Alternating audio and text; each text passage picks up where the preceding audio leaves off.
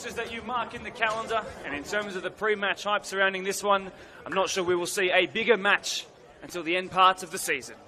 Call me hyperbolic, call me naive, there's something in the air tonight, and it is not Phil Collins. It is Blacktown Workers, and it is Ponds FC. Two of the big hitters in the Laing Simmons Blacktown Men's Premier League 1 face off tonight on a ground that has provided us with some of the greatest entertainment. When the cameras have been on at this venue, there have been penalties missed on this ground, goal of the week winners, there have been players crunched in tackles and carried off the field, and who could forget when two Workers players both scored pokers amid the greatest drubbing seen in any game, live or not, at Premier League level since the turn of the decade. It's too early in the season to talk about form because Workers have won their only game after having a bye in round 1. Ponds lost their only game to the reigning club champions and are coming off a week 2 bye here on match day 3. So disregard the table and look at these two teams on paper. Are you ready? There's a Sydney FC Academy former representative, Oak Hill College's former football captain, champion of champion winners, Hills United representatives just last year, Hills and Blacktown League and Grand Final winners, left, right and through the centre. Phew, it's quite a mouthful. Luckily I, Mark DePoli, will not forage through this forest without some much needed help. Making a special guest appearance on tonight's live stream is Brandon Ford, former flying winger here for Workers themselves, older brother of current Workers midfielder today defender Blake Ford, who is taking something of a sabbatical from balling out this year. Brandon, a 4-time Blacktown Premier League podcast appearance maker, welcome to the live stream and thank you for being here. How are you feeling? Yeah, good, thank you Mark. Thanks for having here, and it's a pretty exciting time to be back here around the ground. Haven't been back since the last training session of before the grand final last year, so it's a bit eerie coming back, but it's been a good afternoon so far, and I'm looking forward to... You've scored, you've assisted, you've been part of winning games, you've been part of some amazing results. What do you reckon brings us your happiest memory here in any match of the round, perhaps? Oh, there's been a few, as you said, and I think it throws it back to a fair few years ago. There was a game against Park Lee here.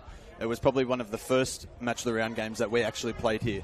And there was a late winner that I scored, probably around the 70-so minute mark. There was a ball come down straight down the sideline and then went straight across to me, and we ended up winning the game off that one. So I think that was quite a nice one to go through for this one down in this field. You certainly made a habit of turning up in the match of the round games. There is at least 5 I could talk of where you came up with a contribution or on the end of it yourself. It's a chance tonight to see your boys' Workers and what they're really made of. For Blacktown football fans, this is so exciting. We heard them on the podcast last night talking about their desire to step up and be taken seriously in first grade level, of course. Playing Ponds is no walk in the park. What do you think of the ambition that they showed and revealed on the podcast? And are they capable of achieving what they've set out? I think so. It's we're not trying to be too biased, obviously. Playing here last year, they looked really confident on the podcast, and from what I've heard through pre-season, they've been setting their goals, achieving them, doing what they can. And I've spoken to a few of the boys, and they're starting to hit their goals. Obviously, very early into the season, so they've got a lot of work to do, and I'm excited to actually really see what the first grade can do tonight up against a strong side like Ponds. A couple of key signings, of course, in Workers, but also in Ponds. I mean, you have to talk about former Sydney FC representative Aaron Avery. He was at one point training and trialling as a youngster with Manchester City. They did a tour through Australia and through Sydney specifically. I mean, that name, as someone who grew up as an A-League fan, I mean, saw him coming through the NPL system when it was really a great feeder and still is today. But also Ben Welsh, we've heard really good things about him. He'll be starting off to the left tonight. Sammy De Oliveira, we know, in the number 10 for Ponds. These are great. I mean, he was a signing last year, but again, these are such amazing players. Obviously, you got to play against a lot of these former Norwest boys as they're being tagged, and as you would have seen on the podcast, which has caused a bit of a stir. But is there anyone from that Ponds lineup you're particularly keen to see? I think, like you said, the new boys that have come in, especially Sydney FC Academy player. It's a lot of new signings. A couple have gone out, but I'm looking forward to seeing how these guys in the midfield start going with Avery and Welsh in there. And it's going to be quite an interesting game. I got to play against them last year, so I know what they're like. But again, they're going to have a new system, new players, so that mix is going to be quite interesting to see come tonight's fixture. To those referees tuning in tonight, because I know you do and like to get your shout-outs, congratulations to a man who I believe, off the top of my head, is just, would certainly be under the age of 21. I think he might have just turned 20. He's also a pilot by trade. Josh Watkins will be the centre referee tonight. He's got Jason McManus, who everybody knows left and right, as the fourth official. Brendan O'Shea, I don't even think he's passed his L's just yet. And Michael Shaw, who is a bit more experienced, obviously did our Women's Premier League match last Sunday, will be on the two sidelines of this great pitch. This is such a wonderful place to play, by the way. Under the tin, it's always louder. And when that Park Lee goal went in, by the way, all those years ago, the one that you scored, do you remember how loud it was here? Because I can tell you what, I couldn't hear myself think that day. To be honest, I got smothered as soon as I scored that goal, so I couldn't hear past the boys yelling in my ear from that start. So it was, I love the atmosphere here, coming to watch the reserve grade play. You get to hear it loud and clear, and then when you're on the field, it's a whole different feeling as well. Right, as a reminder, my name is Mark DePoli. I'm joined by Brandon Ford, a man who's taking a sabbatical from balling out this year, but he's here to join me on the mic and provide some much-needed depth to this game, because this is the kind of game that deserves the extra special treatment. We're going to now go through the lineups of the team, make their way out to the middle of the pitch. We'll start with the home side, of course. Benny Dow-Keith will be in goal. Shane Prasad, how are you going, my friend? Welcome back to the Laybutt Sporting Complex. I'm sure we'll see you in these colours next year. So we think they're going to go with the back three. Benny Dow-Keith obviously in goal, but Chris Dow-Keith, his older brother by 4 years, is going to be joined by brand new former rope signing in, of course, Mackenzie Chavinda. And then they'll be next to also a former Bradley Attard representative in Tashin Reddy, who will be donning, of course, the 32 jersey. So on the left and right, as the wingers will be tasked with doing a lot of running today, it is going to be James Appiah and also Chris Wicks. In the middle, it's going to be Ibi Sweedan, just his second workers appearance, and it's going to be against the club he spent half a decade at and scored and won a grand final with, of course,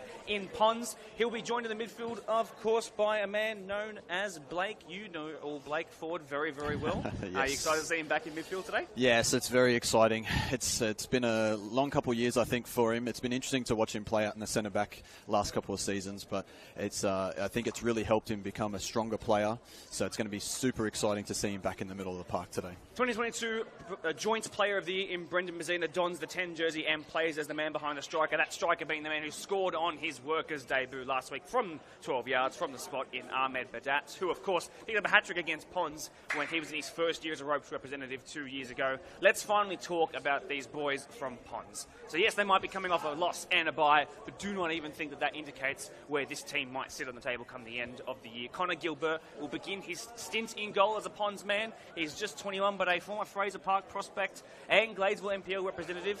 He's also going to be joined by former Marion man who scored over 30 goals in his last 21s campaign before winning the grand final as a 21s representative in Ibrahim Koroma. In the middle of the centre-backs will be Victor Levy in the 2 and Matt Hubbard in 5. You know those two well. Harry Karmas, who was on the podcast this week, formerly of Northwest, is at left-back. Sammy De Oliveira is at the base of a midfield that also includes Alex Kwok off to the right. Ben Welsh, who I've heard might be the best player in the league, off to the left. Through the middle, it's the former Sydney FC man in Aaron Avery, also featured on the podcast and will be wearing the number 23 this week.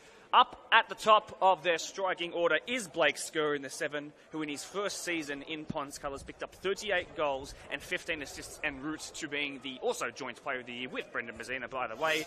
And then Fardod Sanjakani, who has 81 goal contributions in his last 59 games, scored in round 1 last week, and he will be here to do some damage, I'm sure. We are underway at Laybutt. Brandon, I hope you're excited. Chris Wicks picks up the ball. And let's see what this game has in store for us. Workers donning the peak. What a jersey that is, by the way. Yes, it's a beautiful colour. It seems a bit more fluoro than what it was last year as our alternate kit. So it's you're definitely going to need it for tonight's game. Well, it looks like the home jersey will be altered for that of what is considered the home team today, so that's quite strange. I'm not sure if they usually don a more black and white, but either way, Ponds allowed to use their regular away jerseys. Usually they wear gold at home, today obviously not wearing that. It's the first touch as a right winger in a match of the round for Alex Kwok, who burst his way into the competition last year and startled a lot of people by the fact that he was so small in stature but had the heart of a lion in every challenge he went into. This is the first touch of the game for Fardod Sanjakani. He goes back to another former Northwest representative in Harry Karmas. There is Sammy De Oliveira as a triangle. of Norwest boys combined there. I think Taylor Cambaz might be actually into the starting 11, which is a very, very late change from the Ponds boys. First challenge there by Mackenzie Chivinda. Absolutely a bit of a shoulder-to-shoulder there off the ball. That'll be a fun contest to watch all night. But a set piece to be a little bit in by the Ponds boys from just outside the 18-yard box. Danger here. Yes, definitely had to show his number there. Get into the face of the striker, definitely for sure. Because he's going to have his number tonight, but obviously Fardod's going to be out there looking for his first goal. So it's going to be dangerous coming off this set piece now. Forgive me, but lucky Josh Watkins won't have an easier call all night to make. Let's see what they're available of. Blake Sco puts it in low. It's been cleared upwards rather than outwards, I think, by Tash and Reddy. First year in Workers' colours. Blake Sco there in that beautiful number 7 jersey. He's become synonymous with a looping and curling effort. Certainly looked tantalising from the angle we had, but it did end up going wide. Decent effort. It was. It's a hot start. Teams are looking to have the hot start there, and it's game under lights. You got to show up for those game under the lights. That's definitely for sure. Right, your eyes might be better than mine, and your recognition of players from this far might be better than mine. Who are we looking at down injured right now in the opening seconds of the game? It looks to me like I'm pretty sure it's Sweden. Ibi Sweden against his former club going down injured. Might this just be a way of taking the pressure off his defenders early?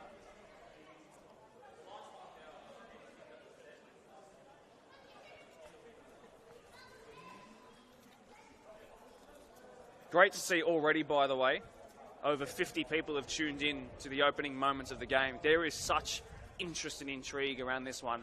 By the way, speaking of flying wingers, by the way, none other than Rivaldo on the bench for Workers tonight made the transfer across, formerly of both Marion and Ponds. Won a comp as a Marion player as Ibi Sweden gets back to his feet, by the way. But speaking of wingers of such quality, what an asset to bring off the bench. I guess he's replaced you this year. Yes, definitely. I mean, look, it doesn't matter about replace or anything like that. There's plenty of good players out there. Ibi Sweden now back into the mix after getting a bit of a touch-up by the Workers physio. Makes his way to the edge of the 18-yard box, of which they're having to defend for their lives in these opening moments of the game. It is all Ponds out there under lights with the early territorial advantage. Chris Wicks is the one who's dropping back in, although, to be fair, in a back 3/5 system, he's going to have to all game. Absolutely.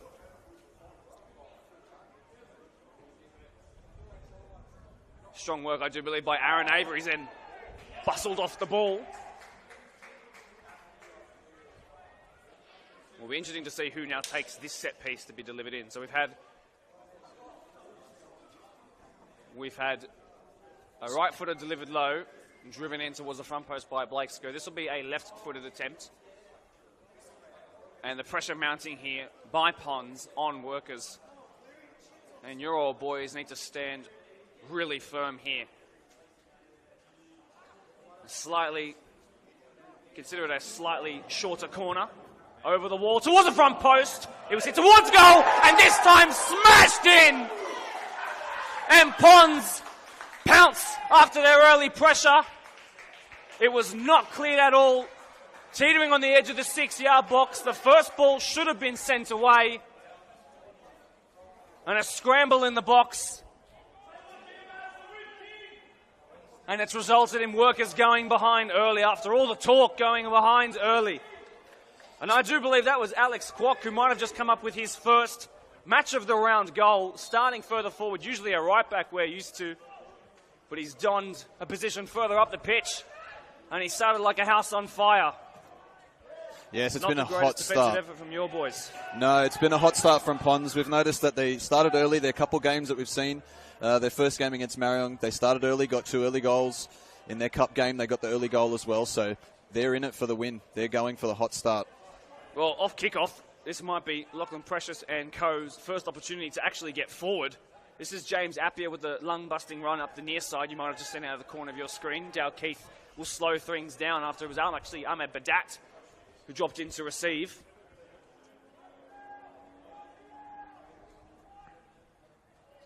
Wicks coming in through here. Tough challenge in for this son. Looks like it might have been Cam Baz who actually came over that early one. Left-footed pass sent forward. Obviously scored the first goal in the Marion game in round 1 a fortnight ago, as now Workers are the ones who come forward. Wicks cutting onto that brilliant right foot of his, drills one low and into the hands of a very grateful Connor Gilbert. Yeah, it's a good effort. He needs to find his confidence early. Needs to get in, get on the ball early, get some shots away. He'll be the big change and the big difference, hopefully.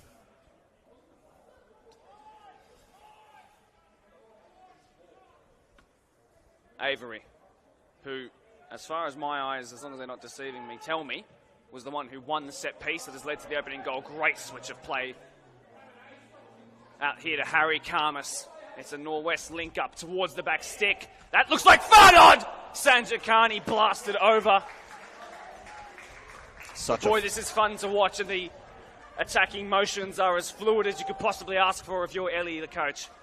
The great athleticism to manage to get that shot off, opening his foot up to whip that volley and across. Actually hit it with such power too, so unlucky not to get on the target. Well, the Golden Boot winner of 2024, no surprise that he's already had a shot off in the opening, 7 minutes of the game. This one will go back to Benny Dalkeith in goal. Gives it to his older brother, senior by some 4 odd years, and he's just lumped that high into this night sky. This will bounce kindly for Matty Hubbard. 10 grand finals in a row for the Blacktown stalwart. Campaz sliding challenge by the former Ponds man, picked up here by Chris Wicks, forced back into his own semicircle around the halfway line. Now he sends us out wide to Dalkeith, being harped on by a very physical player in Blake Skur. Sweetan slows it down. The former St. Pat's Ponds man goes wide to Appia, trying to make good on these moves with his new teammates. And upended was Appia, unintentionally, the former Spartans representative. Yes, definitely had his number there. Read him quite well. He needed to make that move a little bit earlier, but he had him definitely covered across that side. Big job for these wingers / wing backs in the 3-5-2 system. Wouldn't be surprised if they're the first couple of players who come off around the 70-odd minute mark. Chris Dalkeith, that's a mammoth throw into the box. Might bounce kindly. Ooh, there was a hand there, and it's called straight away by Josh Watkins. And whether workers think that they deserve that through their craftiness or not, they found a 12-yard opportunity to bring this back in the balance. Just an unfortunate bounce, an awkward clearance it was by Ibi Koroma.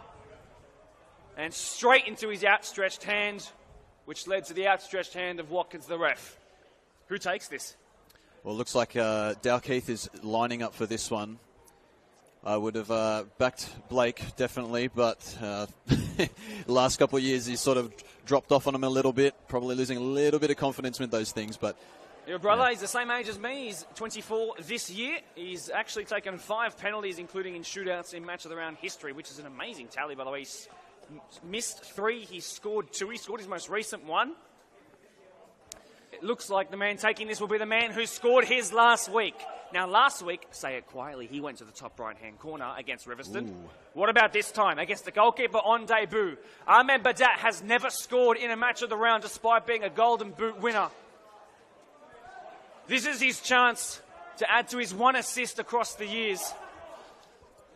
Hands on hips. Composed, whistle blown, big moment this in the match of the round.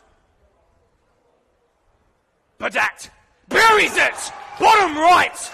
Workers are level, kept his head, went the same way as last week, went the opposite corner though. And that is a penalty. This is huge. Get them back into the game, definitely get them back in the game. Tidy finish into the bottom right-hand corner. Can't complain about that. 2 penalties in 2 weeks. Starting off strong in Workers' colours is looking really good. I think this is the striker that the guys need to really lead them from the front. Back underway we are, and we told you there would be goals galore in this one. When these two last met in a match of the round, it was a 2-1 scoreline. An own goal that was eventually equalised by Blake Curry, no longer, of course, in Pond's colours. And then it was a winner that was scored or delivered by Brad Dickinson, of all people. It was given to Chris Wicks. You might remember that, back down at Jonas Bradley. But we've already got 2 goals in this one, and I think we're due a whole lot more. This is huge. 2 goals, 10 minutes. We predicted a hot start, that's for sure. And there we go, nearly on top. That was actually really well dealt with by the 37-year-old Matt Hubbard on the turn, is the man who opened the scoring in this one. Now it's Avery who's jumping over that challenge there by Sweetan. Blake Skur Looks like it could be a little bit overcooked, but the idea is brilliant. Can they keep it in? And even Fardod Sanja Usain Bolt is not going to be able to keep that in, but close enough. And it's certainly enough to at least worry that left-hand side defence. What a start to this game. This is so entertaining. Living dangerously, Victor Leby. Of course, a grand final goal scorer now is Victor Leby, much like yourself, my friend. Yes, definitely. His goal, obviously, at the end of last year, just quite wasn't enough to get the guys over the line for the win against Doonside. Chance for Kwok to turn Deliveroo, and it's put out for another corner. So, essentially, 2 free kicks that looked like corners. The second, I should say, led to a goal. They now have an actual corner to deal with. And will it be the left peg of Cambaz to deliver it in?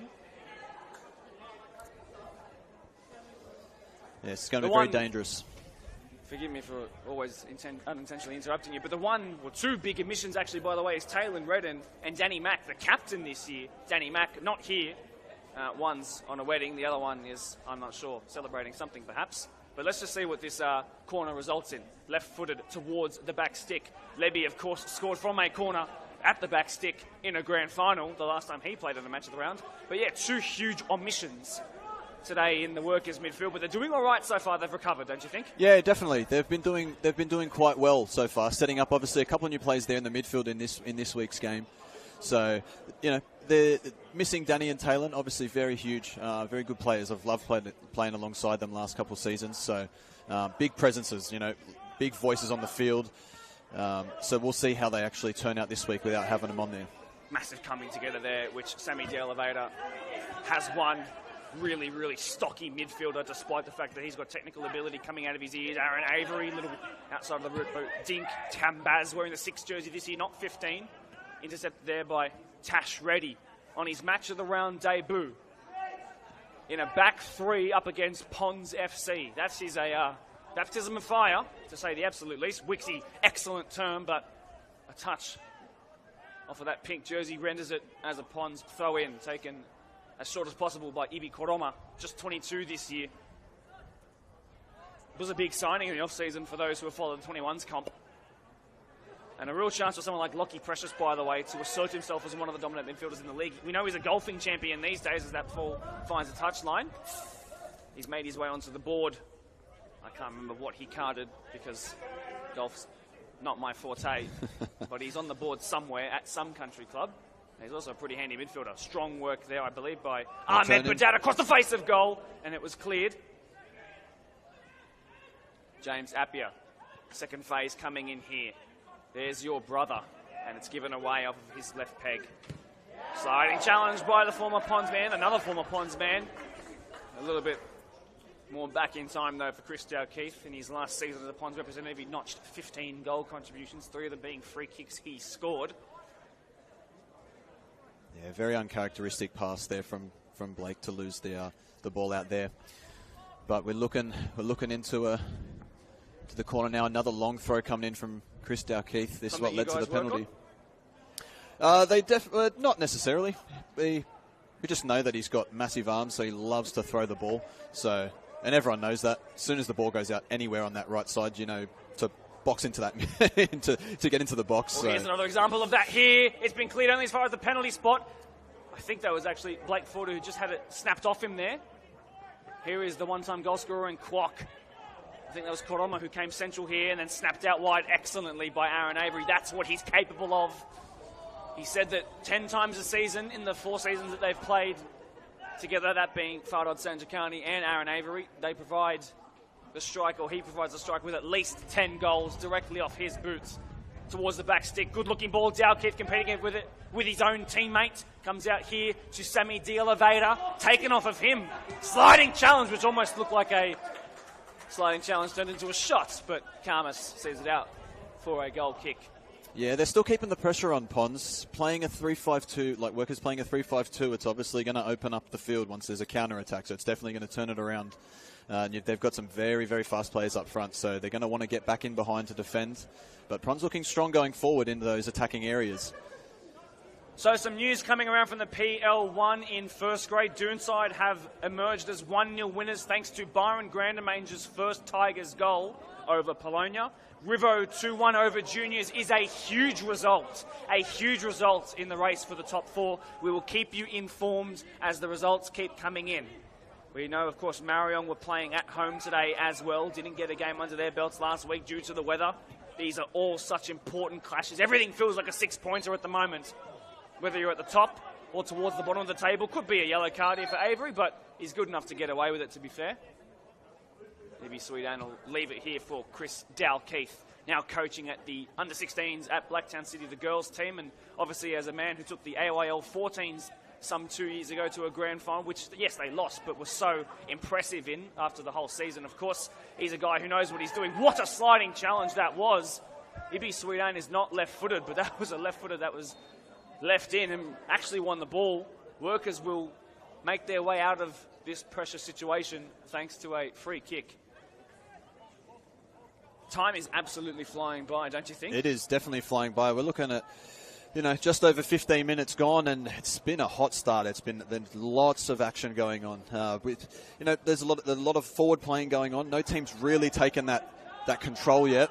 Chance here for Ahmed Badat, who's now in the box, and Ibi Koroma, who we only know as a winger from his match of the round appearances, that being one of them, who's playing as a right back this time. And may he have given away a penalty? Yes, which was unintentional, but that was an excellent recovery in the sliding challenge there. Yes, definitely keeping up there with the lads.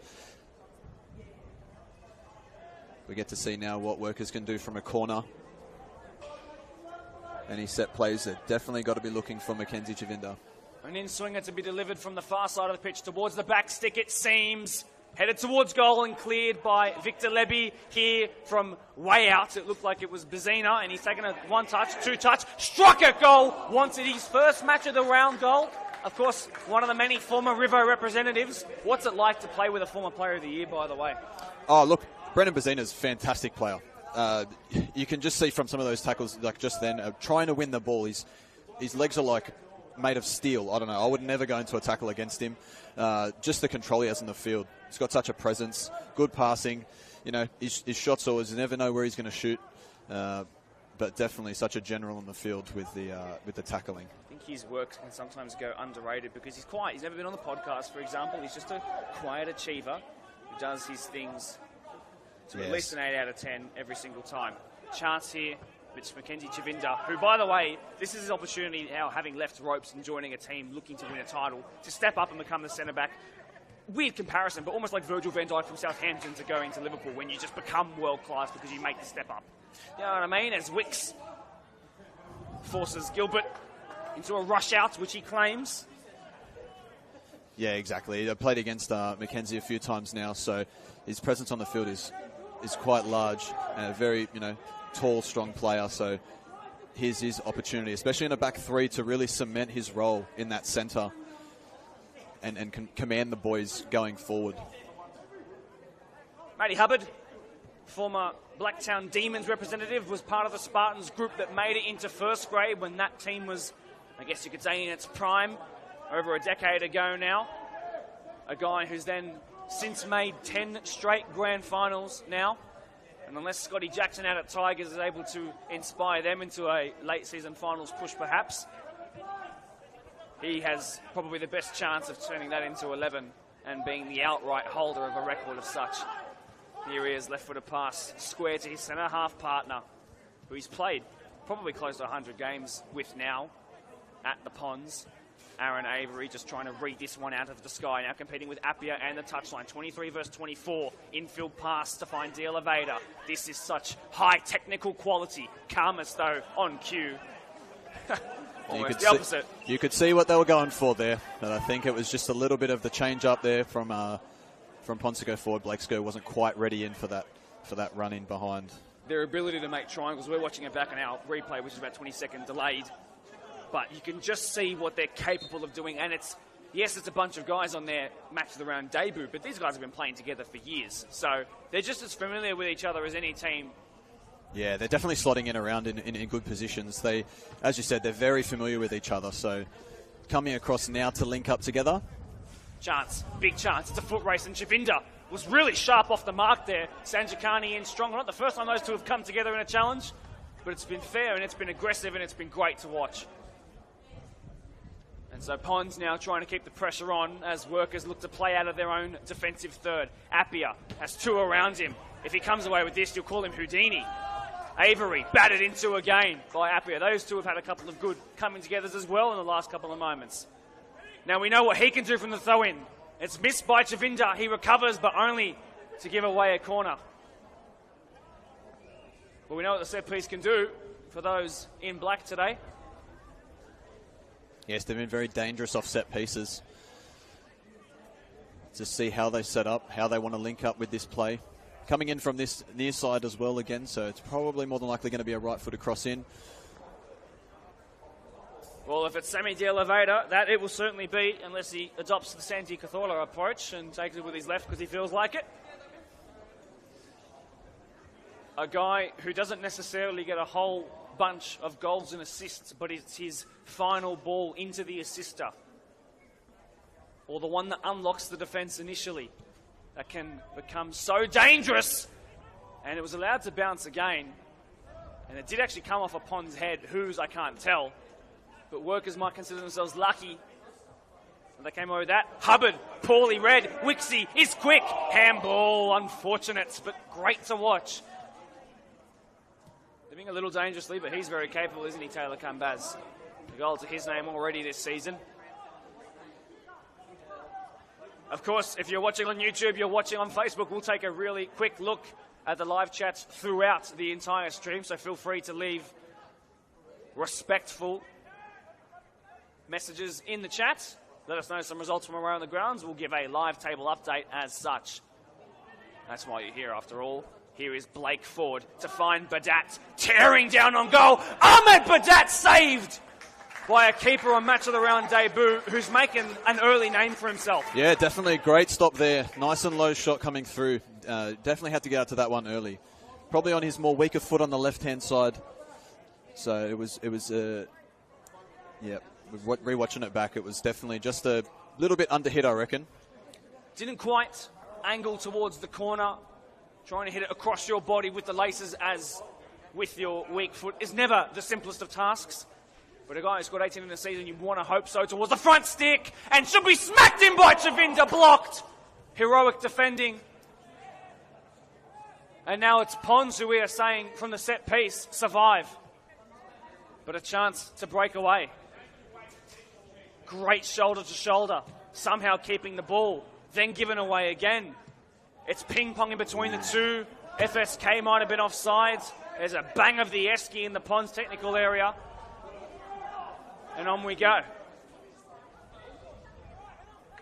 Chavinda. Cross his body to Tashin Reddy.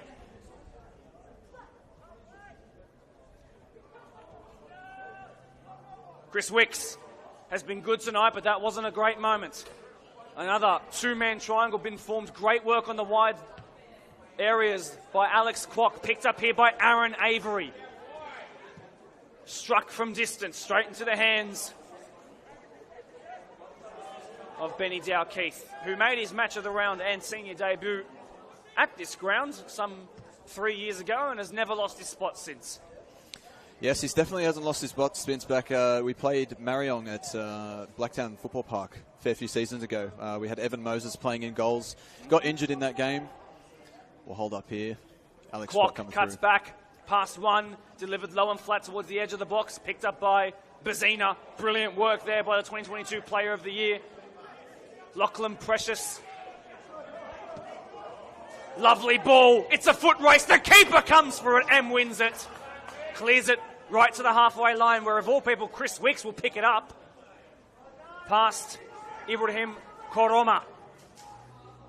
So many wonderful individual battles out there on the pitch. Here's your brother, delivered square to the number 10, Brendan Bazina, whose brother was on the bench, by the way, Appia. It was easily read by 26-year-old Harry Karmas. Still very, very fast. Very, very fast football. No team's really tried to look to keep it down and hold the positioning on the field a little bit. Obviously, 1-1 apiece. It's they're definitely still trying to nag goals. Get early, get on top of the team. Long throw in again by Chris Dow-Keith. Eventually cleared away by Blake Skur. This could be awkward. Back it goes to Benny, who's not right-footed. This will be one back here by Elevator. Look at the use of the body. Brilliant. And Bazina hacked him down there. One or two of those that'll lead to a bit of cheese shown, I would say. Yeah, it's nothing too dangerous at the moment, but it's going to be one of those games where it's going to cop something little after a few too many times. It may come out, but it's been quite good so far. I'll tell you what, I know that we're tied at 1-1 right now, but this game could very easily already have a whole bunch of goals. If Workers weren't switched off for the first 5 minutes, they probably wouldn't have actually considered the goal they did, but they have really sharpened up since then.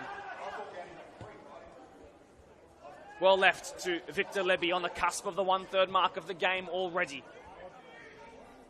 Strong work by Alex Kwok, out wide by Avery. Hasn't put a foot wrong today. Ibrahim Koroma, usually a winger. This is what he's good at, although he gives the ball away, but he does win the free kick. And a chance for Avery to whip his brilliant right boot around this. Looked to play it short, didn't, and now Pons will set up. Set pieces have been dangerous so far. Slowing it down a little bit here, trying to find what they want to do. This is clipped in, won by Chavinda. Sent across the face of goal, but to the capable feet of Ibrahim Sweedan. The man's a lawyer by trade. He's dealing with high-pressure situations. 9-5, Mun to Fry. Easily to his centre-back partner, Hubbard to Leby. Still only just 26 this year. Victor Leby feels like he's been around and experienced so much. You'd think he was a bit later into his 20s, but no, he's still got so many years at the top level. Intercepted off of Reddy's pass, out wide by Fardod Sanjakani. Kwok cuts back. He's done that numerous times, and it's worked every time. Avery took a shot a couple of minutes ago. This time he'll cross it. It was blocked. Fortuitously back to him, though. Kambaz will go back towards the halfway line. Ibrahim Koroma picks it up, and he whips it wide. It looked undercooked, but Karmas was somehow able to get there between two pink jerseys, and Pons survive a little scare at the back. Hubbard, and all the way back to his goalkeeper. Connor Gilbert plays it to a man 16 years his senior in front of him in the defence. Karmas goes back to Hubbard. It's not us calling you old, it's us calling you the longevity king of the comp. Back it goes to Connor Gilbert, who's playing, of course, in place of Aidan Mansuroglu, who's actually fractured his tailbone in round one, will be out for upwards of 6 weeks. Yeah, it's definitely a big loss for Pons. Such a stalwart at the back. He's been a very key player for them. Appia can consider himself lucky that that scrape off his boot didn't result in the ball going too wayward.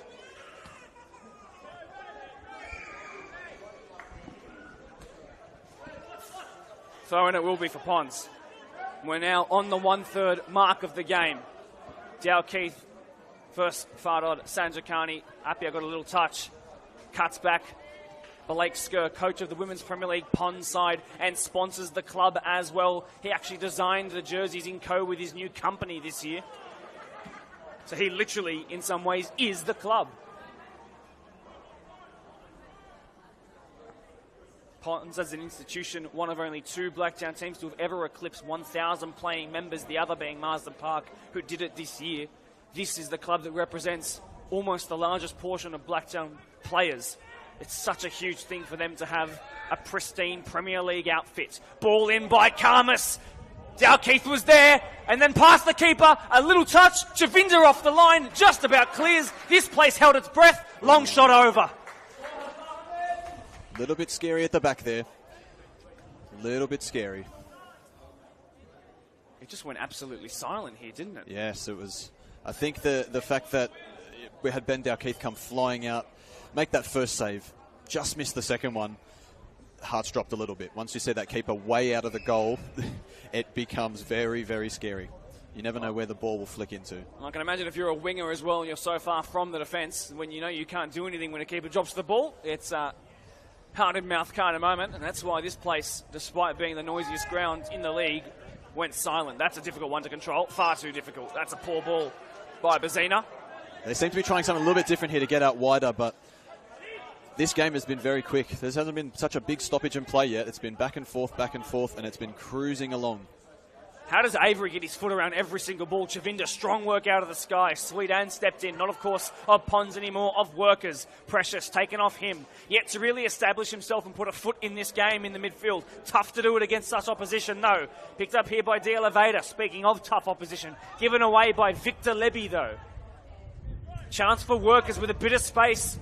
Bazina sends it wide for Dal Keith. Great coming together between the two fullbacks here. And some space for Skur to run into. Then he was one. And then it's slide tackles coming in from every angle. And it's great to watch. Badat, brilliant use of the body to win a foul there. That is it's such a simple thing, at least to the untrained eye. But the ability and the bravery to put your body in a spot like that and win the foul is really sensational. You need to put your body in that way. You need to, especially up that far of the field. Still stay strong with it, but you definitely need to control that position there, especially after such a couple of big tackles earlier on to win the possession back. The boys definitely needed that to change the shape. Now we get to see something a little bit different here with the set piece on the side coming in from Lockie Precious, so we'll see what they've got to deal with. It was exactly this spot where 2 years ago Lockie Precious delivered a ball which was turned into the Pons net by one of their own in Scotty Jackson at the time. It was the first goal of the day. This is literally the exact same spot. And the exact same ball too. Who might it fall to? It was Dal Keith. And then your brother Ford in there didn't get the left foot around it enough.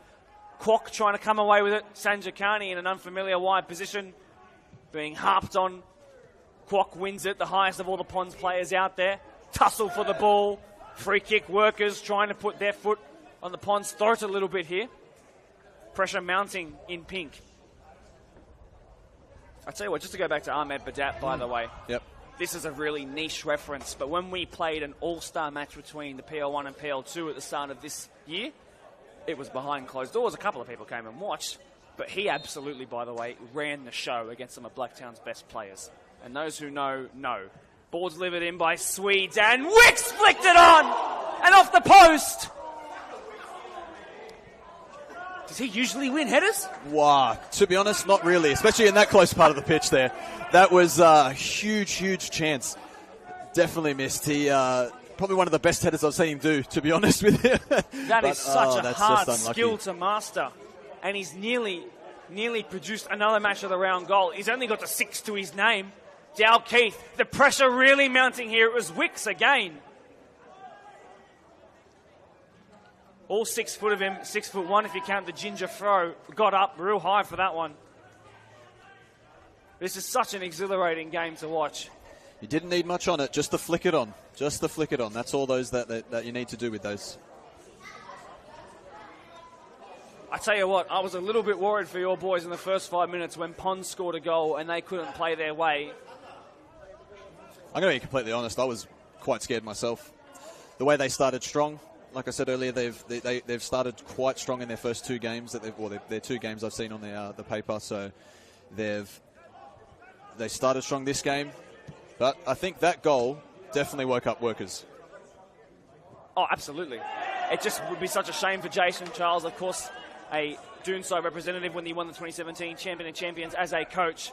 It's such a shame for him, though, to have gone down, to have resulted in the click into gear and into form. Yeah, especially after that first week when Workers didn't concede a goal. So Dal Keith, swinging ball in, a slip in the box by Blake Ford. One of 2 exercise physiologists out there, by the way. Those 2 actually combining there. So speaking of the rather difficult degree. Dal Keith and Blake Ford, those 2. Karmas, fuller running, square, to Fardod Sanjakani. Should have been an all-star. Look at the delivery towards Kwok, near post. I don't think anyone expected it to go there, but it did. And Benny Dal Keith was the only one that mattered in that situation once it was hit, and he saved it low down to his left. He definitely got enough on that ball when he had the shot, so Ben had to make it work there and get the near post save. But that ball in across from Fardod was pitch perfect, sat very well for Kwok, and the follow through on the save was such a niche spot to make a save there. Well, this will be Taylor Cambaz again towards the front post, across the face of goal. I thought for all money's worth, Lebby was going to be right there. Edge of the box, steal of Vader. Delivered in towards the back stick. I think it was Lebby again who flicked it on. Wicks-esque. Looking dangerous again from the corners. And that ball just going straight through everyone. Someone's got to be winning that ball. From both teams, really. Who's impressed you out there in Pons colours today? Definitely Avery. You can see he's actually commanding through that midfield role. I've liked what Kwok's doing out in the wing. He was playing more of a right back, I believe, last year when I was playing against him, so it was nice to quite see him up higher now. He's got a bit of pace on him. And you can't go wrong with Hubbard at the back. Some people might wince at that answer and say, well, Avery's the obvious choice, but the guy's been phenomenal. I don't think he's lost the ball. He's very all quick. Afternoon. Very quick with what he's doing. Right, Wixie now on the far side touchline. Brings the ball infield. This now is Ibi Swedan towards Brendan Bazina.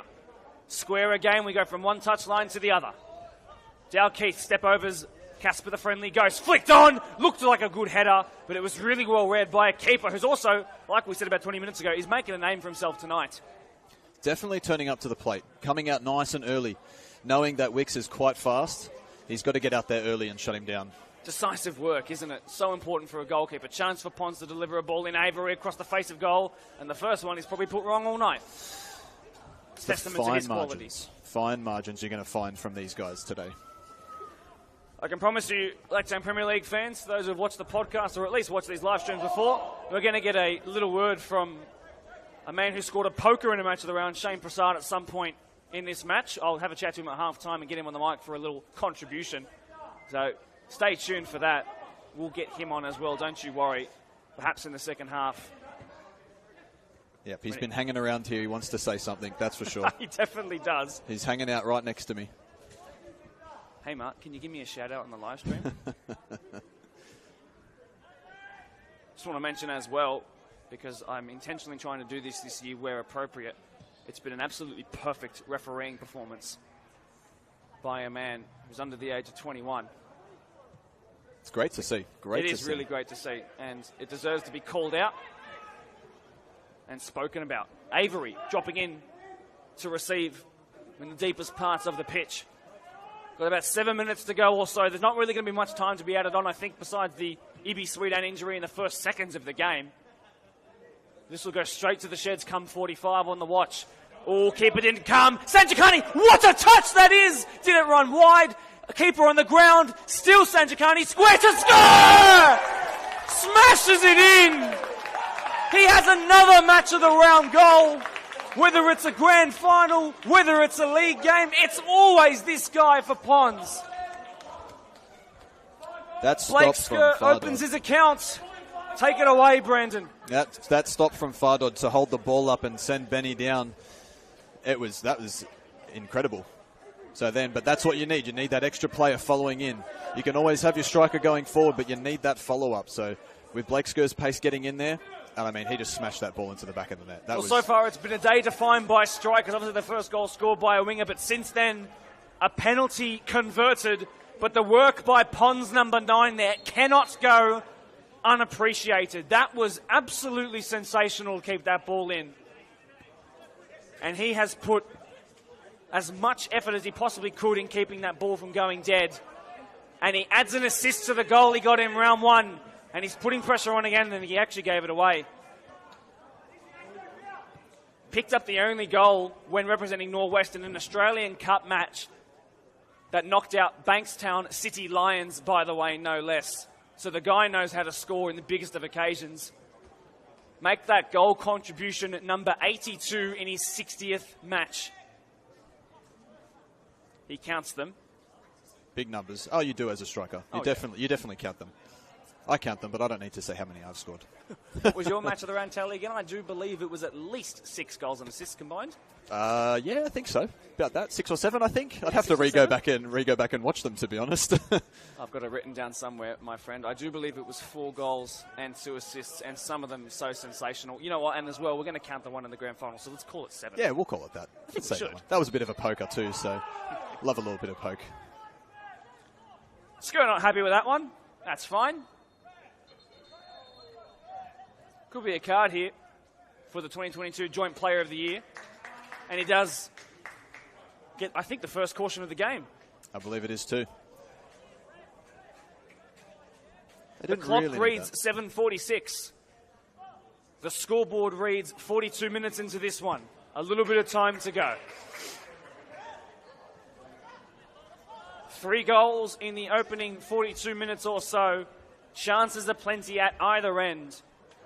Defence's blushes spared by some brilliant goalkeeping and defensive work on the line at times for both sides. What a game it's been. It's been everything we could have possibly asked for so far. Cleared away by Karmas. Can he keep this in this time? Marco Tilio-esque foul. Brilliant work by Pons. Jason Charles not happy at the bottom of your screen. Nothing he can do about that, though. Yeah, they need to get set back behind the ball here. Pons was starting to shift into a new gear after that second goal, so Workers really need to slow them back down. Well, I'm by Tash ready.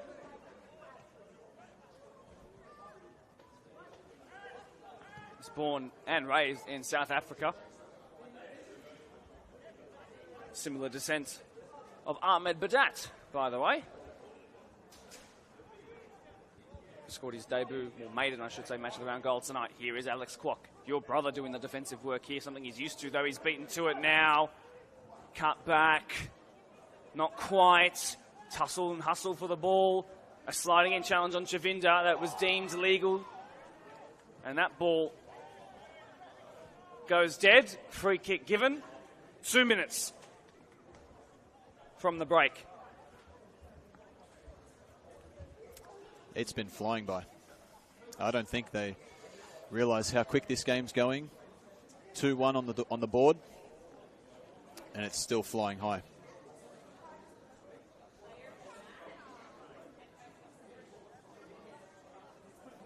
Right, this is the time in the match where you really do not want to concede a goal. Well, they don't have to worry about anything there. That was Kambaz's worst of the nights, but he is competing with some very, very high quality balls delivered in these opening 45 minutes or so.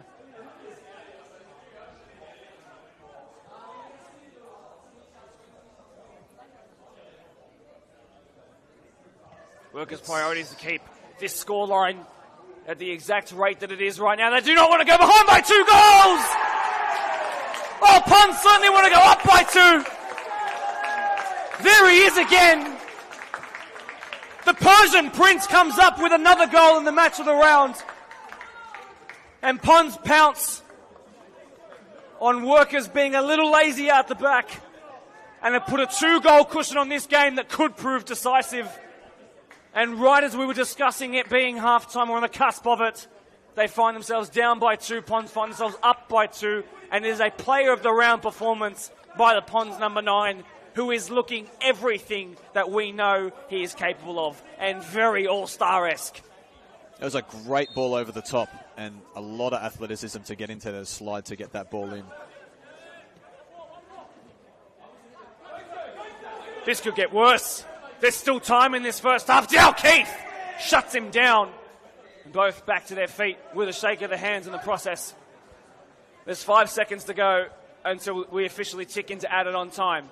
So Workers, well, now more than ever, really need to keep their heads firmly on their shoulders. Cannot let this become a 3-goaler. De Oliveira, capable of unlocking any defence in this league. Skur, with a bit of room to wiggle, cuts back past Appiah. Avery, clipped in behind, asking too much of Karmas. Definitely looking a little bit shaky out there now for Workers. Pond's still applying heaps and heaps of pressure. They're a little shell-shocked at the moment, I would say, your boys. Definitely. Two goals, relatively close in junction. I think they're happy to see that halftime whistle for sure.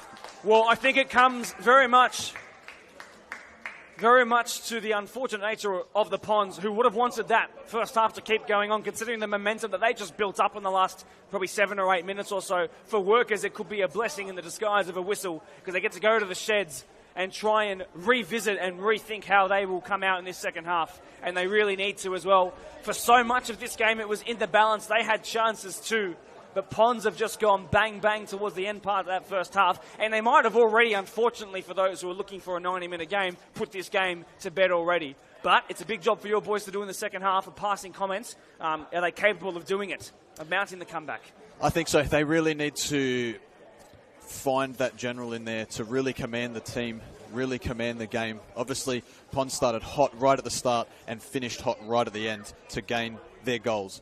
So I think workers really need to find something, get someone to lift them, get the movement going again, and send them forward to hopefully get themselves back into this game, because 2 goals now ahead, Ponds are.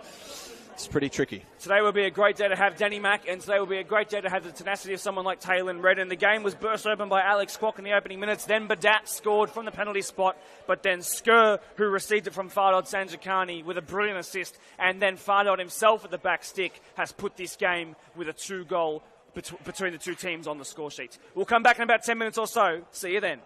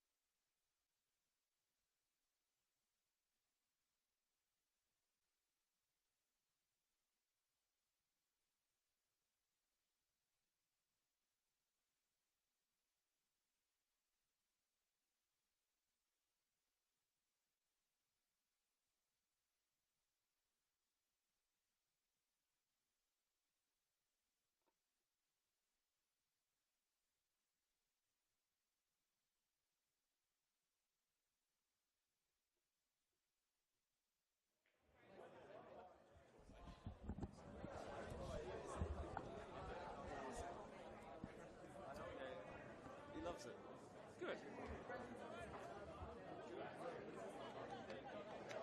Second half action about to get back underway. Mark DePoli and Brandon Ford here covering one of the match of the rounds of the season in Prospect, it seems. It has been a glorious game so far. They might have just had a little bit of the kick taken out of it by the fact that Ponds kicked into gear in those last couple of minutes of the first half. Of course, followed Sanjikani, the star of the show, as the first part of this one closed out. Now, of course, there's some talent on the bench in the likes of Rivaldo. There's some talent on the bench, some of those other boys who can really bring it together. For another former Ponds man in Osama Zak out, of course, new to the club this year. Brandon, what's the way back in simple terms, do you think, for your boys? They've really got to set themselves up from this start and find their feet early, get their field positioning, and just try and even get in behind quick enough. We've lost it here already, and look at the turnover quickly coming in. First touch so critical by Mackenzie Javinda. That's a really, really composed showing from him, actually. Really impressed by what I've seen in that touch just then. It looks like he's elevating to the occasion of being a man who will need to compete in finals this year. On cue, though. Under pressure. To those fans of the comp, by the way, we can confirm to you that Shane Prasad has left. We don't know if he's going to be in for his little stints, but we'll try and coerce him into a little how you going and see how his knee's going, if he's willing to reveal it. May have got a little camera shy, or mic shy, I should say. Koroma, brilliant. Blake Skur now. The right back continues on his run, and the number 3 up against his opposite number. Chavinda versus Koroma. Mackenzie comes away. Tash ready. Gives it away. Sanjikani turning. This game could be won right here. Avery! It is won right here! Aaron Avery's match of the round debut has been highlighted with a brilliant, weak-footed strike from outside the box and into Ben Dalkeith's bottom right-hand corner. And Ponds are off in this second half to a flyer.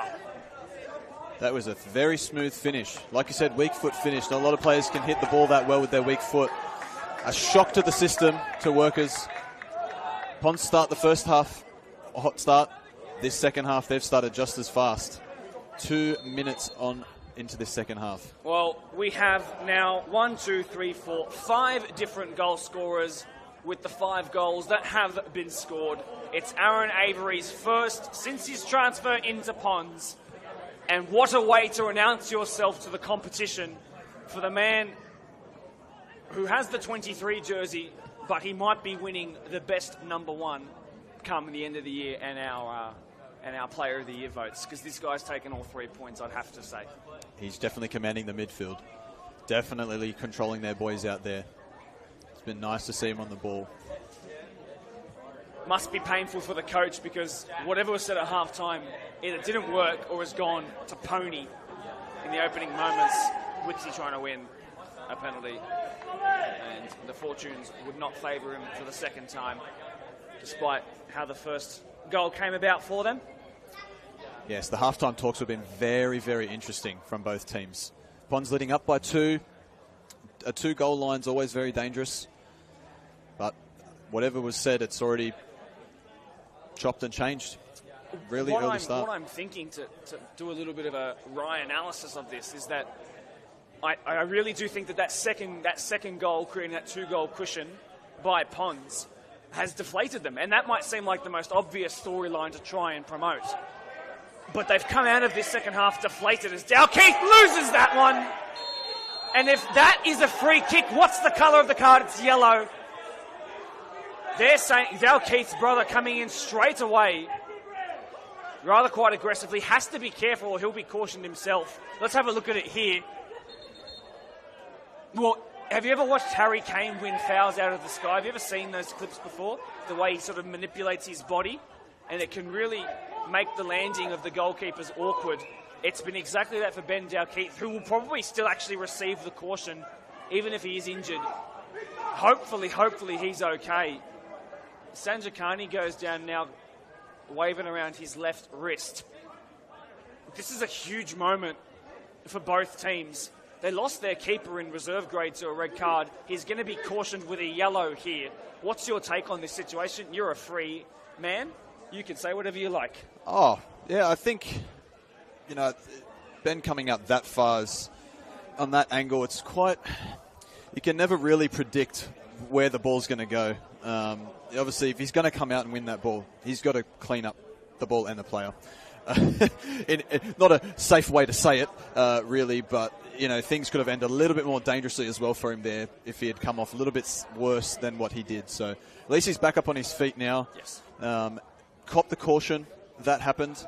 So we're looking at now a really dangerous free kick in a little spot here because, as we've seen from the first half, Pons have been very, very good with set pieces. So we'll see what they do to set up here. 3-man in the wall. Former Northwest man Taylor Cambaz scored in round 1 with a free kick into the bottom of the wall there. Now he turns into delivery man, and the delivery was overcooked. Probably didn't quite get what he wanted on it.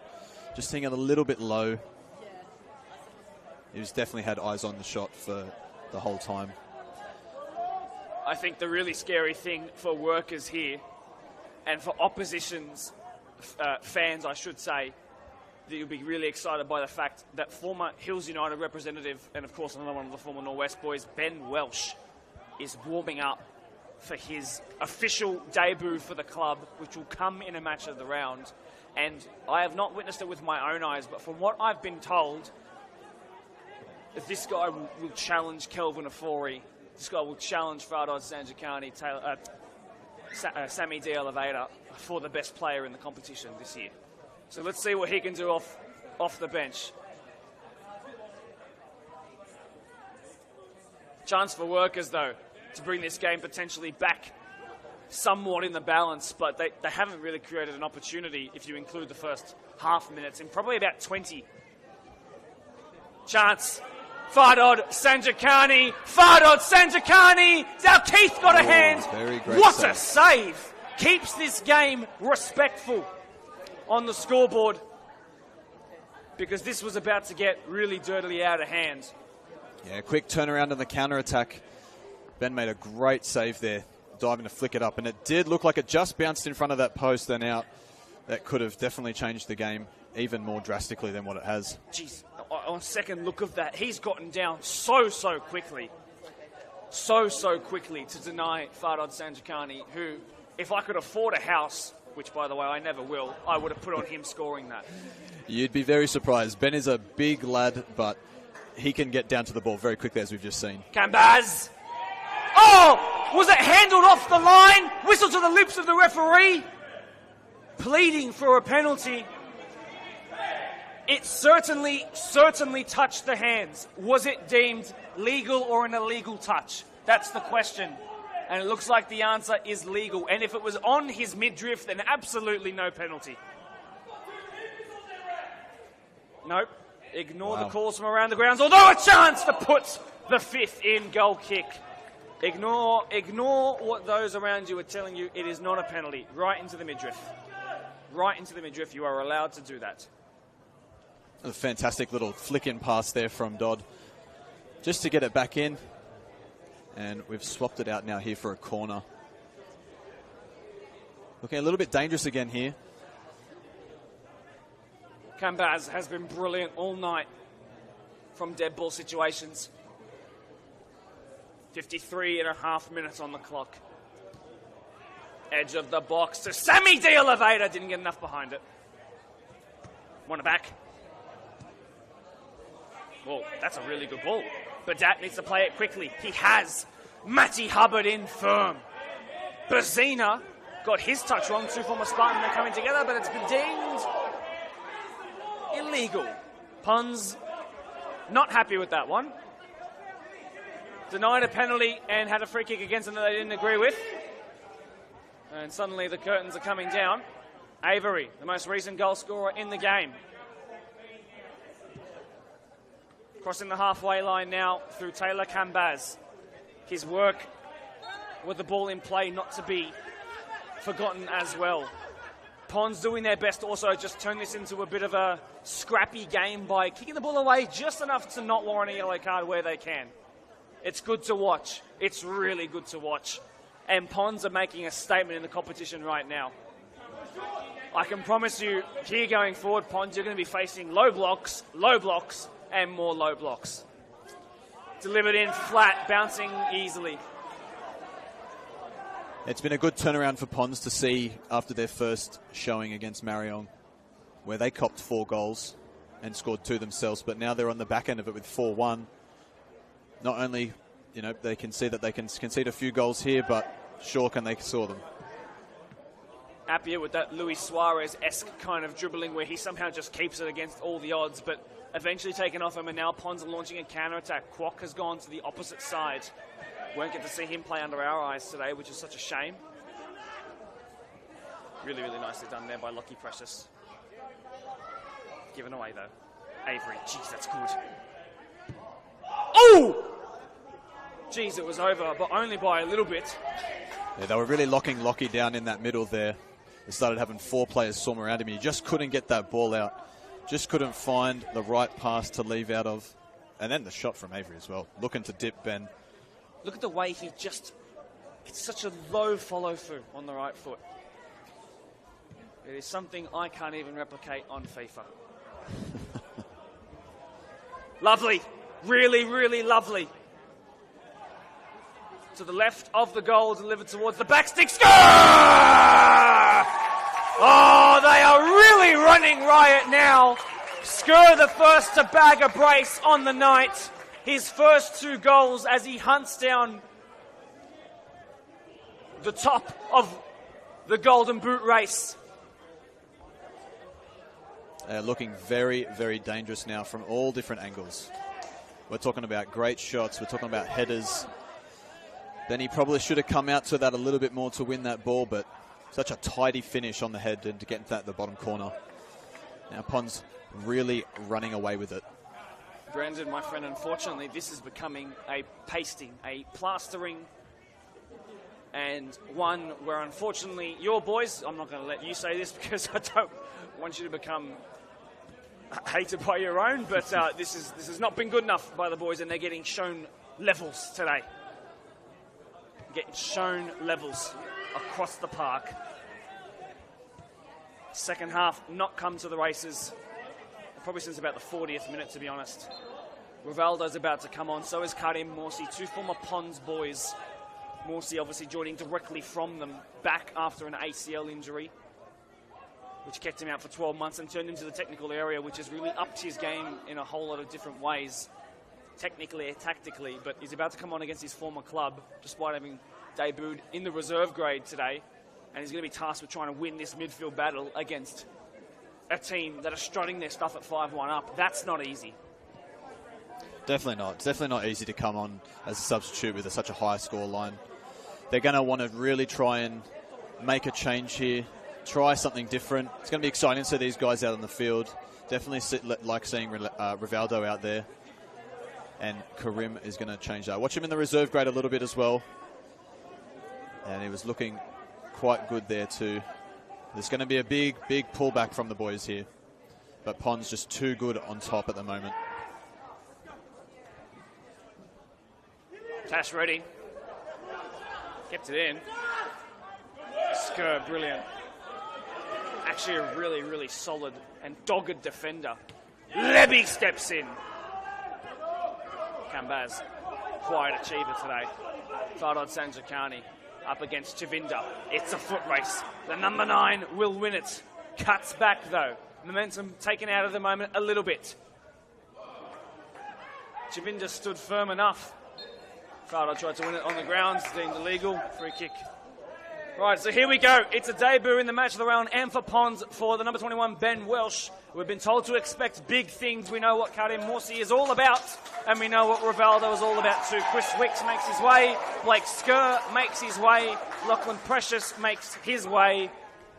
It's a single change for the team up 5-1, a double for those down by 4 goals. Rivaldo comes on and just says, can we try a little harder, please? Yeah, it was a very solid 60 minutes there for Blake Skur. Nabbing 2 goals, really making his statement on the league. But what do workers have this time around to change it up?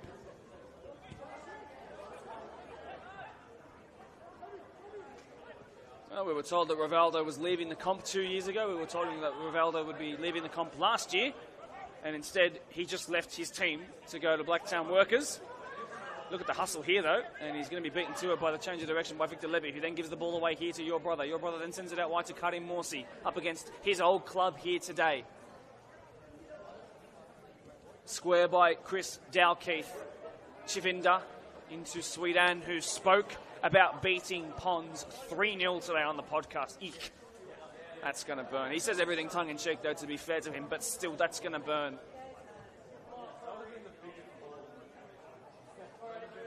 Cleared Karmas. First touch here for Ben Welsh. Straight into the striker's position. Him and Fardod now working in tandem, we'll see. But he's given it away, hasn't quite adjusted to the speed of the game. Well done there by Mackenzie Chavinda. We're only at the 2/3 mark of the game. There is still half an hour to go. What else can we expect from this perfection-seeking Pons team? That's the scary thing about this game. Being 5-1 up with only 60 minutes on the clock. Usually we see these scorelines towards the end of a 90-minute game, especially with such two big teams. I know that they're missing two really good midfielders. One of them particularly who you could say is, well, yes, an all-star, but one of the best in the comp. But would Danny Mack have made this not a 5-1 game? Chance for 6-1. Fardod Sanjakani. Across the face of goal to Ben Welsh! Offside flag. Hold your horses. Technical area now knows about it. We'll watch it on replay and let you know, but the decision has been made. Not sure who was offside. I think it is going to be deemed as Ben Welsh. The goal penetrated for the 6th time of Workers. It was nearly an instant impact by the number 21. He'll have to wait. Chance, though, here for Blake Ford. And it should just be cleared as it trickles out, in fact. Yeah, a lot of pressure there from the keeper, like we said in the first half. Making his name, putting that pressure on, coming out early, winning it, to at least then drift that ball out from Blake's shot.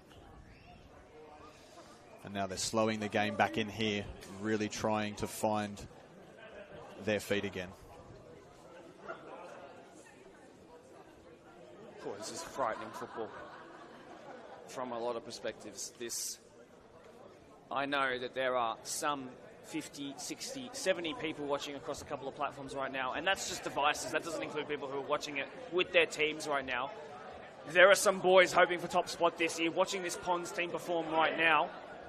Frightened, I would say. Morsi, that's a penalty every day of the week. Well, Workers are about to have a second stab at goal from the 12-yard spot. We'll see who takes it this time. That was just very silly defending. It's not the only time that an uncharacteristic mistake has been made at the back. Back to goal. He definitely didn't need to do that. Just a little pull down of the arm just to bring him down. Like I said, back to goal. He had nowhere going there. There's a fight for the ball here, potentially. Karim Morsi has it in hand, then he gives it to, I think that to be the number 10, Brendan Bazina. So the 27-year-old who won the 2022 Player of the Year award in tandem with Blake Skur, formerly of Rivo and Blacktown Spartans, actually missed the penalty that sent Workers out of the competition in the finals format some 6 and a bit months ago. Or in fact, is it Ahmed again? It is in fact the number 11, which look really similar from all this far away. Got to get my eyes checked after this. Yes. So Ahmed looking for his third Workers goal, and all three of which will come from the spot. To make it 5-2, to get his second match of the round goal. After waiting so long, Ahmed Badat will bury it in the same corner. They're going to run to pick up the ball. As you see so often, it's a long road back. There's time to do it, but it is a very long road back. Yeah, very cool finish, hitting that bottom right again. Keeper took one step to the right to look like it was going to go the opposite way. I think he thought Ahmed was going to go the opposite way, but for it to come back across into that bottom right-hand corner, just tucked it underneath the keeper. And now we're at 5-2. Goals galore. Who would have thought? Round 3 in the Blacktown Men's Premier League A worker's clicking into gear here. A worker's clicking into gear here! Oh! Well, it would have been 5-3, and it would have been very much game on. But not to be. But that was a heart-in-mouth moment for those in black. My word, what a switch of momentum instantaneously. Something just clicks sometimes when you have a ball bounce your way, and all of a sudden, with 25 minutes still left to go, if that had been 5-3, we would have been game on. But not to be. And Pons now off the back of that will probably try and slow things down even more. Look at how long this goal kick will take. Just try and take the momentum out of this game for Workers, who are now finally, after conceding a bunch of goals, getting back into the swing of things. Ooh, cheeky. Little tussle, quick turnover. Pons slowing it down. You see the hands from all the players slowing it down.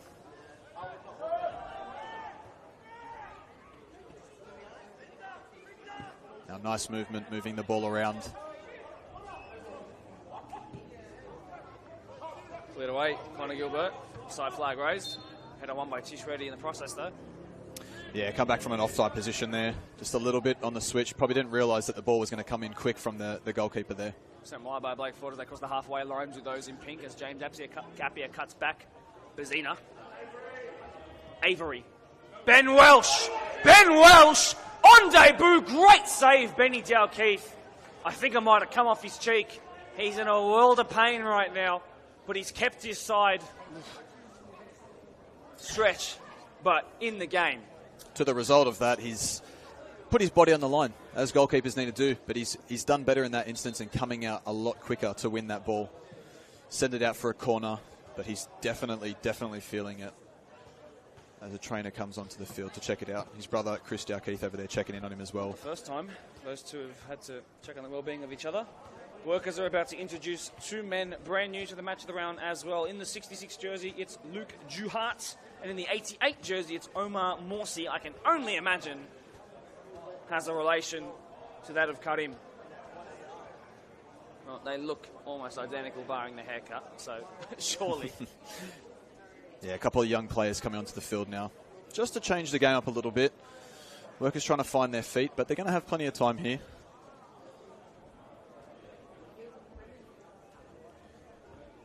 Benny Dalkeith, grateful to say, happy to say he's back to his feet. He's okay, probably stinging a bit. Ball delivered in.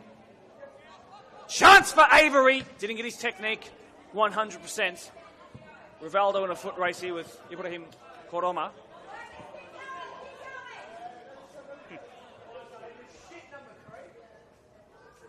That's not very nice. Coming together there, which Avery's won. Oh, great ball across the face of goal at the back stick! Ripping them apart!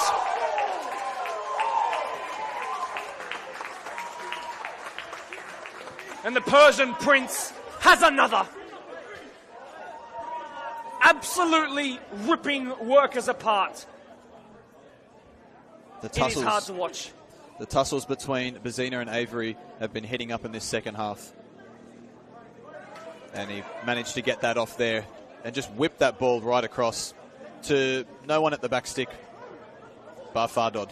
With the greatest respect to every striker I've watched in my 5 years here, I have never seen a man position himself better than the number 9 of Pons, FSK. I have never seen anyone who's in the right spot so constantly and frequently than that guy. And that is why his tally might read a couple of tap-ins, but it is all through his spectacular striking brain that he gets into those positions at all. Magnificent attack positioning. Off he goes. The athleticism in the 6'2" frame doesn't slow him down either. That helps a whole lot, I'm sure. The Pons personal trainer. 27-year-old in his prime with 2 goals on the night, an assist, and some 84 goal contributions in his last 60 games. Count them, please. Huge. Guy's a freak. Pushing towards that golden boot, as we've seen. Got a lot of Golden Boot contenders in their team. So it's going to be interesting to watch over the course of the season. Morsey square. Bazina. Corner is the call, is the request, is not the demand. That has been met. Just wanted to say as well, the podcast, of course, which a lot of people watching right now have watched as well and analysed and dissected down to each and every single facial expression and word, which I think is great, by the way. But Farhad Sanjikani said that he would probably have a bit of a different role. He wouldn't quite be on the end of absolutely everything, and we're seeing that tonight.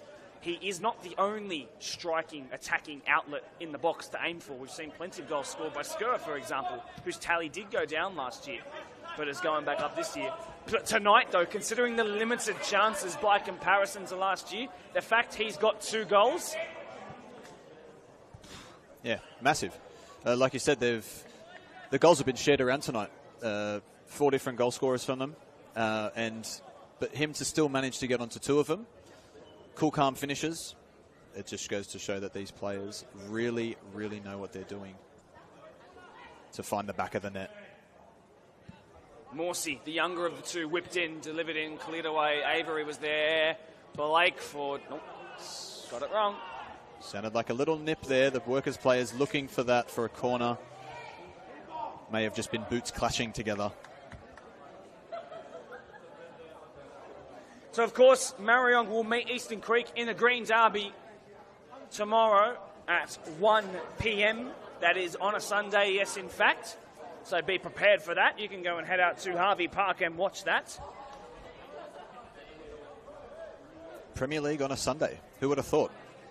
Well, the requests for the best referees in the game have warranted a couple games not quite be on a Saturday night, which means that our best fixtures will get the best referees. And off the back of what we've seen tonight, let it be so. A perfectly officiated game. Mackenzie Chavinda did well that time. And to give him some much-needed rest. That is correct. They clock some 10 kilometres in a game, and they obviously feature multiple games. Not every single one of them in the centre, of course, but they'll do some on the sidelines as well. That's right. Something Wide of a switch by here. Pazina, sorry, forgive me. Rivaldo up against Ibi Koroma. Koroma comes away with it. Now he's battling to keep this in and going out for a corner. He does that.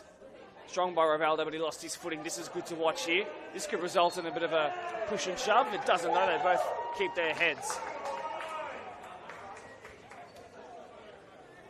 Ibi Koroma, by the way, at 22 this year. I'm not exactly sure if he's turned 22 just yet.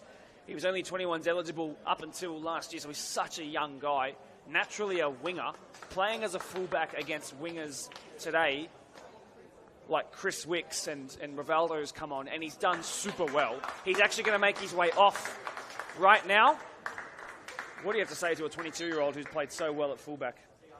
Well, definitely since the start of the game, when he copped the unfortunate handball, we saw how that went down, but since then, he's really shifted the gear, multiple gears up. And, to see the young guys playing, in first grade, wing-backs, full-backs, they've got to do the work, and you can see it, the actual effort they put in to fit in with these guys with some class-forward players. What a recovery, right? Oh, Benny Welsh! And straight off the bench, and maybe onto the score sheet! Yes! Jesse Farron! In that 28, what an impact! It's 7 away from home. 7 p.m. kickoff, 7 goals on the road. They call him lax. There was no relaxing off the bench there. Such a sneaky ball in behind from Avery. Welch, my bad. Such a sneaky backheel ball in. There seems to be some serious talk going down here. Yeah, not things we like to see. Lots of smack being talked.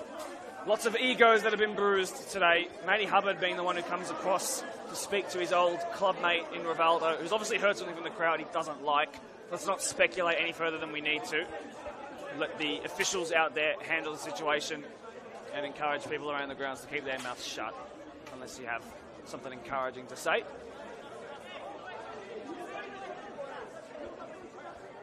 It's unfortunate it gets to this sometimes. Tensions flare, big score lines. I've been out there when it's been happening. It's even hotter on the field than it is standing up here.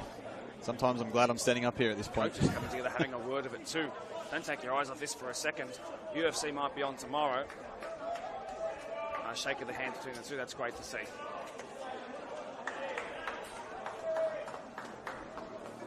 Seeing some serious energy now from Pons. Even though it's... Okay, so a yellow card's going to go to someone on the bench. Or to Rivaldo first, and then to Ibi Koroma. And those two had a little word to each other when they were battling for the ball a couple of minutes ago. He's then come off Ibi Koroma, and 7 goals scored on the night has got him feeling really happy about himself. He says something Rivaldo doesn't like. And again, we won't speculate on what's been said, but it annoyed Rivaldo. That's the objective truth, and that's now been handled and will kick back off.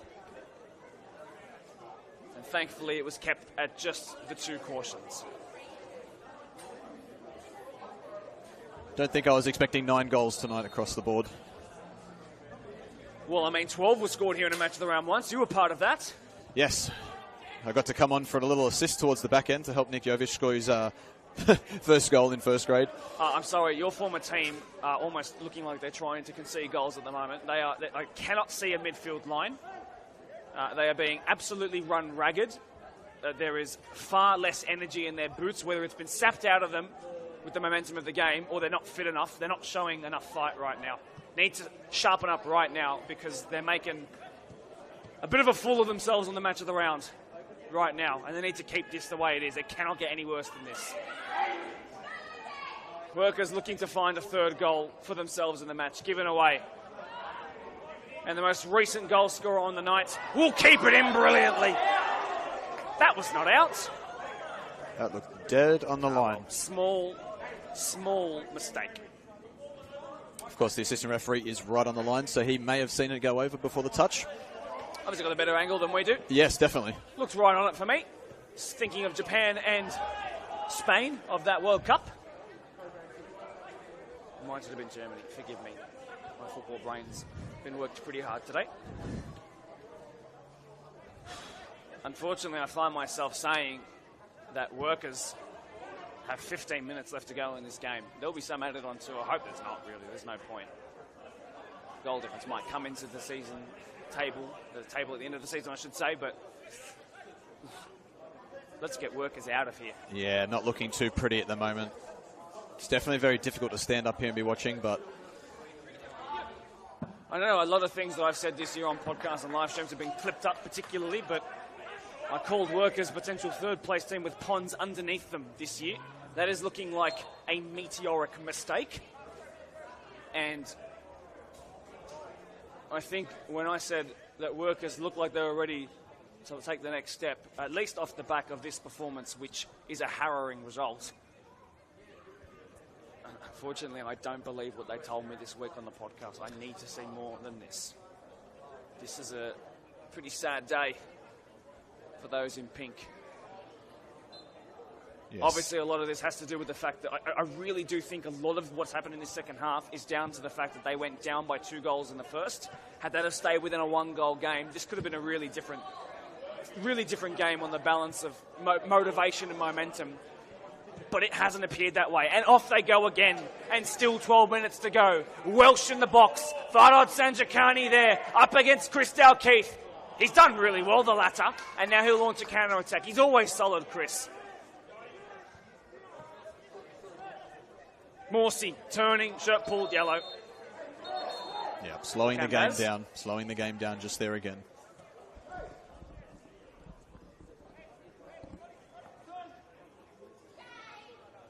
Looking very spaced out here, Workers. Pons staying very switched on and locking back that midfield.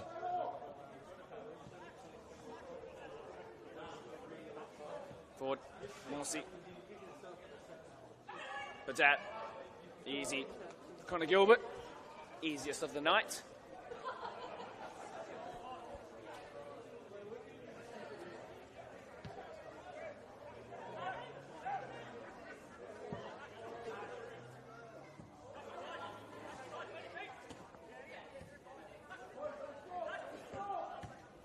Nice little passing back here, Workers trying to get back on the ball.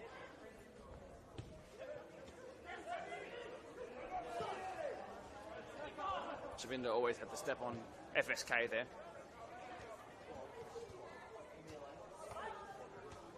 Nice space here now. Pond sitting nice and deep. They're trying to keep that margin high, not letting Workers back in. But they won't give up here. They'll keep pushing for more goals, just to tighten up that margin a little bit. But let's see what they can do here. Rivaldo. Very high, very long. Very much out.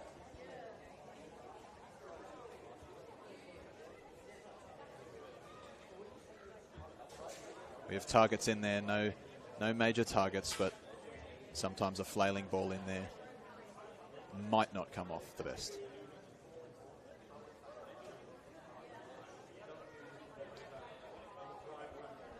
Played short.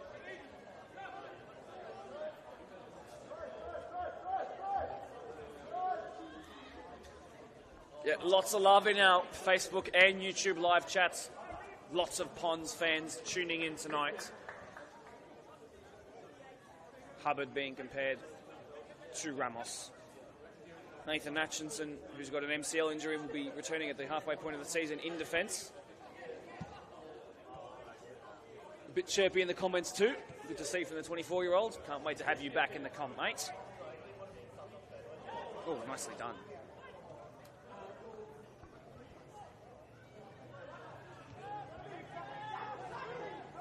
I might have suggested that it would be in the best interest of Ponds to just actually reserve their energy levels and not press too hard, but I think they're keen on turning this into a game that has 8 next to their badge, maybe even more. They're pushing really hard, pushing really, really hard. Yeah, they're definitely not slowing down here. Work is really silent out there too. Yeah, it's very quiet out there. Very quiet. I mean, the scoreline obviously tells that. You can see that whatever game of football you watch with the scoreline. Beautiful. Sammy the Elevator. Nosebleed for him, cuts back. Really good tackle, actually. Ooh, a little kick out off the ball there. Interesting.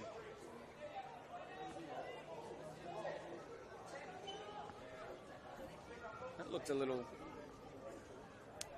dangerous. Interesting little tussle there. Let's have a look back. Bazina did win the ball. You've got to be really careful when kicking out and extending your leg. Lack of concentration. Kind of a capture of the whole second half for Workers here in that moment right there. Taking their eye off the ball. Chance, I think Welsh might have been beating the offside flag. Just about. He did. Didn't get the ball. Tash ready. Bounced, receives it back. Bazina. What a challenge. My word, Avery. Sandra Carney, I should say, came back from an offside position there. Now he knows it. He's not happy with it. But he's got 2 goals to his name. I'm sure he won't mind too much. Couldn't let Skur get more goals than him. I think that's why they pulled him off the field, so he didn't get too far ahead.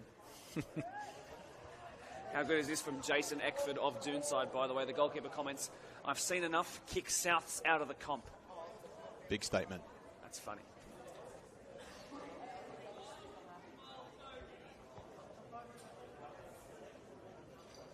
Also been captured really well by a comment suggesting that Workers talked it all up. They did.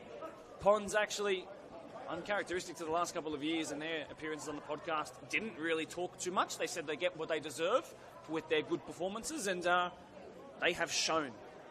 They have shown what they're all about. And you know what? I think to those from the BDSFA watching right now, back at home, the next time we have Ponds versus Marion in this season, stop the bus and make it a match of the round. Because you might just be treated to the greatest game of football the Blacktown Premier League has had to offer in the 49-year history of the competition. Let's get another round oneer in again. Make it happen. In fact, reschedule it to midweek so that we can make it happen outright. Cleared. Nicely done. Welsh Oh, it's a 2v2. How quick is Benny Welsh with fresh legs off the bench? Had a goal. It was chalked off. Will he be denied this time? On his left foot, it was blocked. And he has a second stab at the ball and sends it into the industrial car park next door. Not his moment. You could definitely see he really didn't want that on his left foot there. Thought there was going to be a little ball in behind, but he kept going. Didn't want to pull the pin with that left foot. But Chris Dalkeith coming across nice and strong to block that shot. 29-year-old Mitchell McComsky will make his match of the round debut as well. Off comes Aaron, potential three-point winner. Avery with a goal to his name as well, and so many of the secondary assists to his name tonight as well. Yeah, he definitely had a huge game. Huge game from him. It was really nice to actually really see him play tonight compared to what the name that they've been giving and everything like that. So he had a lot of challenges in there with Brendan Bazina. Definitely got the better of him this second half, and you could see with a goal to his name as well. Definitely deserved that 3 points. You know, before I introduced you tonight, which would have come to the delight of everybody watching along right now, of which we've had many people tuning in, I said to you there was something in the air tonight, and when 9 goals go in, 7 of them scored by the away team in what's considered to be, or at least I labelled as a potential grand final. Something was in the air tonight. Yes, I actually did feel that myself when I turned up. It's a massive scoreline. 9 goals to call, my friend. Hasn't it been fun? Commentator's dream, that is. I actually think Bazina's probably been the best of the workers' players in the second half. He's got through a metric ton of work. Yeah. And he's put his body around. Definitely trying to win those challenges, get the team forward, moving them forward. You can see he's got the captain's armband on now, so really trying to lift the team a little bit, see if they can keep some positives out of this game. Number 53, Zachary Smith, about to make his way onto the pitch for Blacktown Workers.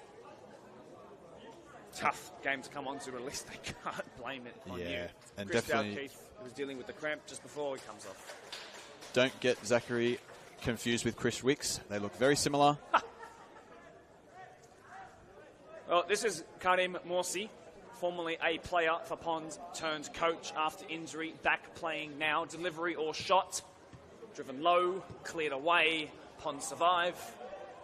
Look, the one thing I did say, speaking of predictions and podcasts, by the way, is that Ponds would have all the quality in going forward in their midfield. But the issue has been the defence. They've conceded 2 penalties today. They've conceded 2 goals off the back of it. But if you can score 7 goals against a title rival, you don't have to really worry about defence, do you? No, that's right. They've scored 7 goals and only conceded 2 goals from the spot. No open play goals, so they haven't really allowed Workers to get in behind or actually create some of those chances. They've only been spot kicks. 2 well-taken spot kicks. However, they've just turned it up and scored 7 of their own. You could, that was hilarious, that dramatic dive there from the man on debut in goal, Connor Gilbert. But you could say that... I forgot what I was going to say. I completely forgot what I was going to say. I think the game's taken the air out of you. There's certainly potential for that. That could have been also my 45-minute stint in my all-age men's 7 debut at 5 o'clock, which I just about got through. Yeah, you just got here in time. I didn't think you were going to turn up. I thought I might have had to do the call myself tonight. Well, I just wanted to say this, especially while there are still lots of people watching right now. You've done a phenomenal job, as has this man here, Benny Welsh. Great touch. Has to smack it across the keeper. Couldn't do that. Blake Ford will pounce on the loose ball. But just, especially while everyone's still watching, let's not leave this until after the whistle is blown for the final time tonight. You have been a magnificent voice to add to the match of the round occasion. I'm sorry for your sake, for your team, it didn't go your way. However, I would happily and love to have you back on another occasion. I appreciate that. It's been really fun. It's been good, a good change up. Been a really good game to watch considering how many goals there's been. Regardless if my boys are gone down, not playing this season, so as a neutral, it's okay. Stunning ball by Bazina, by the way. We were just speaking about him a couple of minutes ago. Might be Zach Smith who just came on. Square pass, shot, blocked.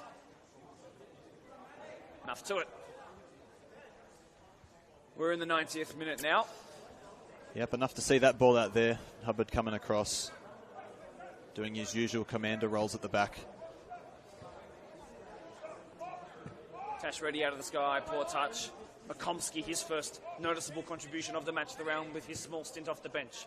Fardod probably looked like he was out of running there. Mackenzie's defender did well. It's been one back off the big defender, though. Oh, he's hurt himself there. Probably just a cramp. Tiny cramp. Trainer. Right, we are teetering on 90 minutes. This game almost at an end for workers and their fans. The tagline to that is finally coming to an end. For Ponds and their fans, it's, damn, can we just play a couple minutes more? Might just get our 8th. Ooh, Rivaldo. Recovered well. Makomsky. The older of 2 Makomsky boys on the bench today.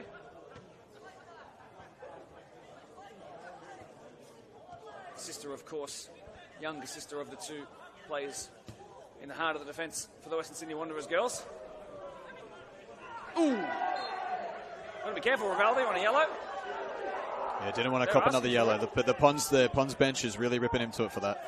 Don't want to cop a second yellow there. What is the need, lads? What is the need? Lucky boy.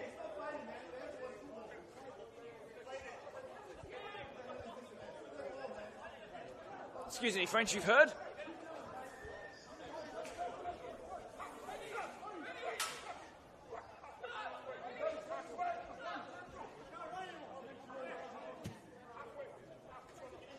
Already 60 seconds into added on time. Anything being played now is at the discretion of the referee, who looks at his watch, by the way. Kwok, who's been another of those silent achievers out there. No goal to his name. However, the performance, something to be marvelled. A chance for workers to find barely a consolation. Crossed, blocked off Levy. Well worked out of defence. Almost 2 minutes played past the 90th. Great turn there, actually. He's been a little bit impressive here. Smith in the 53 hits the ground real hard there. That was the 3.7 magnitude earthquake you felt in Albury. Felt right there. And that brings an end to an extraordinary match of the round. Lots to say, and about as many goal scorers as we've ever really seen. In fact, that might actually beat the amount of goal scorers that you had in your 12-0. I would have to go back and do my research because obviously 2 players scored 8 of those goals. Not the day for your workers, boys, my friends, but what a game we've seen. Obviously headlined by, I think you'd have to say, Fardod Sanjikani and Aaron Avery, but there was not a Ponds player out there besides a couple of misfortunes in the box for those 2 pens who put a foot wrong in that one. You agree? I agree. They really turned up to the occasion. It's a nice fixture to see, but of course, massive blowout. Workers really need to turn around next week to see what they need to change. Go hard into the training this week, but it was a strong fixture. A battle of 2 new teams that will be next week as Minchbury Jets from the Laing Simmons Blacktown Men's Premier League 2 take on Spurs. They both return to the competition this year. We'll see what those 2 are all about, and we'll get to see an old friend in Blake Curry, by the way, who tore that competition up when he used to play there. Do you want to pick potentially a player who stood out most for you? For this game tonight, I think it's going to have to be Avery. He definitely, you could see how much he controlled that field. In and out, scored a goal himself, and then, like you said, Fardod Sanjikani. Yeah, I think just commanding from the front. Yeah. In terms of the referees' votes, 3 and 2 points. To continue on from there, one little passing comment. Still plenty of people watching, by the way, so we should keep this going. This is pretty harrowing for your boys, to be honest. Yeah, look, it's going to be tough during the week to come back from this and look ahead of what they need to do. And there's a lot of heads out there down. It's a big scoreline. Not much you can do once that full whistle goes. You know, it's they've got a lot of work to do. It's very hard standing here watching it, but it is what it is. You know, you've got to take that on the chest and just move on to it. They've got another big game next week, so. I want to give a shout out again to Brendan Bazina, particularly in that second half where he felt like the only midfielder for workers, with all due respect to the other players around him who were lacking a bit of first grade experience. Also, Benny Dowd-Keith put his body on the line. He also almost got himself sent off at one point as well. But again, his bravery actually kept his scoreline not creeping past, 8, 9, 10 potentially. So a couple of shout outs to those workers boys who deserve it. Brandon Ford, again, as I said a couple of minutes ago, it'd be an honour to have you on. It is an honour to have you on right now. Thank you for your contributions tonight. Blacktown thanks you, I'm sure. Happy to have you on, and I will encourage you to come on again as the competition progresses on through this year. And I hope we see you back next year as well, my friend. Yeah, I appreciate the time, and it's been great to sort of change it up a little bit and come out here. And I appreciate coming on here with you and chatting this. So it's a bit hard to come on and watch the team get a few goals scored against them, but I appreciate this opportunity, and to have to everyone that's watching, I appreciate you guys having a deal with my voice and listen to me as well. But it's been fun to work with Mark tonight and call this game alongside him. So, well, with Doonside having 2 wins, I think that would take them to the top of the lot. So that puts them on top as you're going to watch the Ponds victory song, which will drown us out as we look to wrap this up. So Ponds are currently top, but Doonside currently top, but Workers. This has not been a great day for them. Marion, important game against Creek tomorrow. Who, of course, have won and drawn so far today. Creek, but Marion have played 1 game. You have to say, after watching that, they need to keep winning. Absolutely. They need to keep that driving going.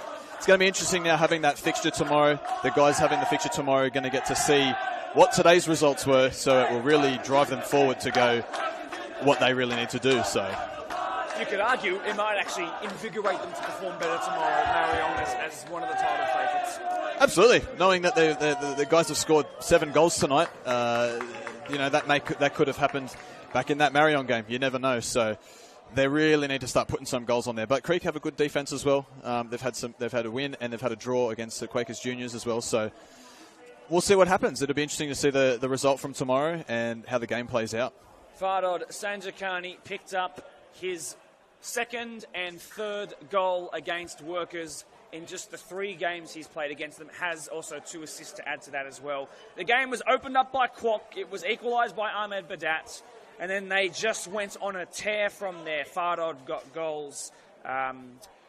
Avery picked up a goal. Skur picked up 2. Badat then made it 5-2. FSK got another one again in hunting down a 2nd consecutive golden boots.